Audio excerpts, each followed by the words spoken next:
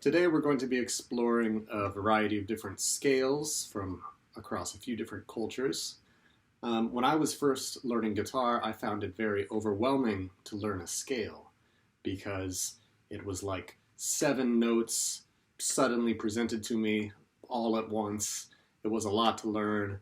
It was a lot of complicated finger positions to memorize. Another possibility is to break those 7 notes into smaller pieces. So imagine if you're studying to become a chef and someone hands you a very complex curry with many different spices in it, and you eat a spoonful and you're expected to analyze the taste.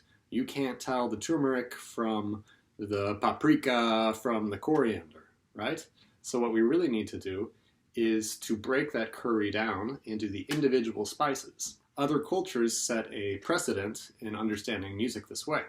So whereas in the West we learn scales in terms of 7 notes, in Middle Eastern countries they use a system called maqam, where instead of looking at 7 notes, they'll take what's called a tetrachord, which is a series of 4 notes, sometimes 3, sometimes 5. And they name the tetrachord according to a certain emotion. They often refer to these emotions as though they are spices. So they might take one tetrachord of 4 notes representing one emotion, combine it with another tetrachord of 4 notes, linking them with a common note, and create a scale of 7 notes, something comparable to what we have in the West. But whereas we understand one scale to represent one emotion, in maqam music, they see 2 emotions. You have the low part of the scale and the high part. So already they're breaking a large scale down into smaller sections. When we go to India, we see this extrapolated even further. Although in their system of ragas, they have ragas of 5, 6, 7, 8 notes, the emphasis is on the individual notes. So the first note of the scale has a very unique emotion compared to the second note, to the third note, to the fourth note. Many ragas, in fact, have the exact same combination of notes, but they are distinguished based on which of those notes is emphasized. Today, I'm going to play through a series of many different fragments of scales. I'm only going to play from the 1st up into the 5th, and I'm only going to play on one string. In ancient cultures, like ancient Greece and Egypt, when they studied music, they used what was called a monochord, which was an instrument with only one string. Playing on one string makes it much easier to see the physical distances that define the intervals between 1st, 2nd, 3rd, 4th. If I learn a scale vertically across multiple strings, it's very difficult to visualize exactly what the relationships are. So today I'm going to play on one string.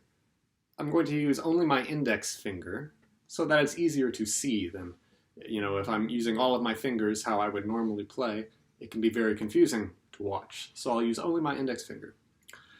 We're also going to play accompanying a drone. So you'll see that I'll frequently be playing this open A string. I'm not going to play chords. This is another difference between Eastern and Western music. In Western music, we often have a progression of 3, 4, 5, or 20 chords, whereas in Eastern music, they typically have no chords at all. They just have one note. The result is that every note in a scale has its identity defined according to the same drone note. Whereas in Western music, the background is constantly changing, so it's hard to really fix on what is the meaning of every individual note. I'm not saying one way is better than the other, but we can learn a lot about music when we accompany with a drone. We're only going to be playing today from the 1st to the 5th. These will be our 2 landmarks. Another class will expand the 5th all the way to the octaves. But there's kind of a spooky relationship between the 1st and the 5th. So later we'll see that many of the motifs and scales that we learn in relation to the 1st can actually be applied directly to the 5th from the same position. But for today, let's limit the scope of what we're trying to learn so that it will be more easily digestible. So first, locate, where is my 1, the A note, and where is my 5th, the E note.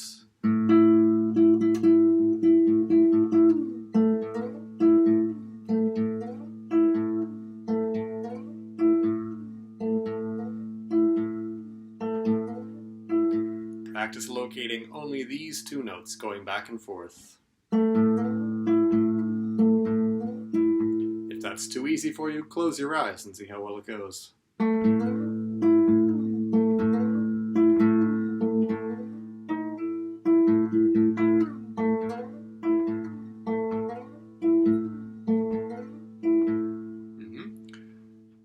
Everything you ever learn on guitar or in music in general, you will improve vastly if you close your eyes while you play.